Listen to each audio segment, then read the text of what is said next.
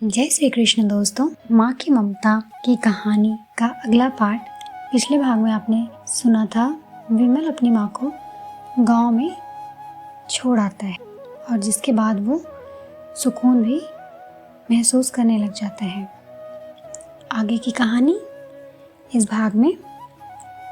कुछ दिनों के बाद उसके चाचा जो अमेरिका में रहते थे आने वाले थे। जब विमल बहुत छोटा था, उसके पिता जीवित थे तब वे भारत आए थे और उसके बाद वो अब भारत आने वाले थे। पूरा परिवार और आस पड़ोस बहुत उत्साहित था। अमेरिका से विमल के डॉक्टर चाचा आ रहे थे। डॉक्टर रमेश ने जैसे ही घर में कदम रखा, सबने मिलकर बहुत उत्साह से उनका स्वागत किया। क्यों विमल, भाभी नहीं दिखाई दे रही, कहाँ हैं? डॉक्टर रमेश ने उत्साहपूर्वक पूछा। जी वो गांव में रहती हैं, यहाँ उनका मन नहीं लगा, कामिनी ने सपाट लहजे में उत्तर दिया। डॉक्टर रमेश ने विमल की ओर देखा तो विमल ने अपनी आंखें झुका ली। डॉक्टर रमेश सब समझ गए, बोले, कल हम भाभी से मिलने गांव चलेंगे सब लोग। दूसरे दिन सभी लोग गांव के घर में पहुंचे। देखा कि सरस्वती को बहुत तेज बुखार है और वह पलंग पर असहाय पड़ी है। डॉक्टर रमेश दौड़कर सरस्वती के पास गए, उनके पैर छूकर रोने लगे। सरस्वती की ये हालत उनकी कल्पना से परे थी। वाह बेटा विमल, तूने तो नाम उजागर कर दिया। अपनी माँ की ये हालत देखकर तुझे तो शर्म भी नहीं आ रही होगी। डॉक्टर रमेश ने विमल को लगभग डांटते हुए कहा। नहीं देवर जी, विमल का कोई दोष नहीं है, मैं खुद गांव आई थी। सरस्वती ने अपने बेटे का बचाव किया। मुझे सब पता चल गया भाभी, आप चुप रहो। क्यों बहू, तुम्हें अपनी सास की कुरूपता पसंद नहीं है?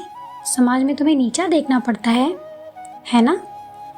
डॉक्टर रमेश ने कामिनी की ओर व्यंग से देखा। कामिनी निरुत्तर होकर विमल को देखने लगी। आज तुम जिस सामाजिक स्तर पर हो वो इन्हीं के संघर्षों की देन है बेटा। तुम्हें शायद मालूम ना हो कि बचपन में जब तुम 1 साल के थे तब छत से नीचे गिरने के कारण तुम्हारी एक आंख फूट गई थी और तुम्हारी रीढ़ की हड्डी में भी समस्या थी। तब तुम्हारी इस कुरूप माँ ने अपनी एक आंख और अपना बोन मैरो तुम्हें देकर इतना सुंदर स्वरूप दिया था। कामिनी बेटा, इतने सालों तक संघर्ष करके बेटे को प्रशासनिक अधिकारी बनाने वाली इस संघर्षशील औरत की तुम लोगों ने यह दशा कर दी। तुम्हें ईश्वर कभी माफ नहीं करेगा। डॉक्टर रमेश की आंखों से अश्रु जलधारा बह रही थी। अब भाभी आप मेरे साथ अमेरिका जाएंगी, यहाँ इन स्वार्थी लोगों के बीच नहीं रहेंगी। डॉक्टर रमेश ने सरस्वती से कहा। विमल को तो काटो तो खून नहीं था। डॉक्टर रमेश जो उसके चाचा थे, उन्होंने जो राज बताया उसके बाद तो विमल को यही लग रहा था कि उससे ज़्यादा पापी इंसान इस दुनिया में कोई और है ही नहीं।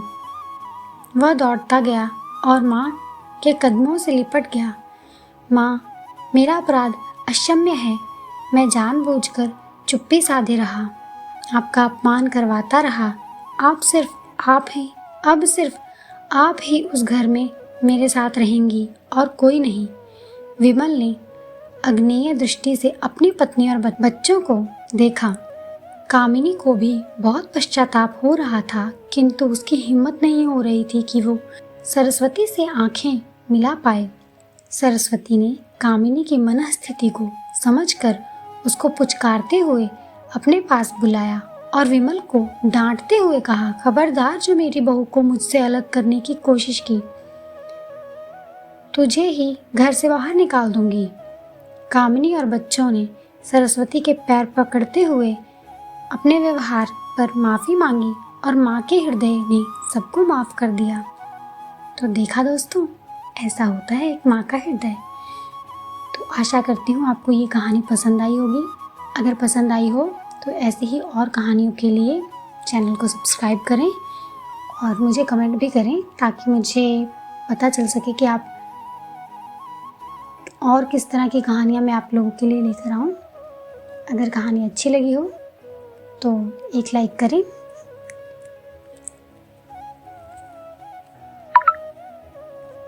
स्वस्थ रहें, मस्त रहें।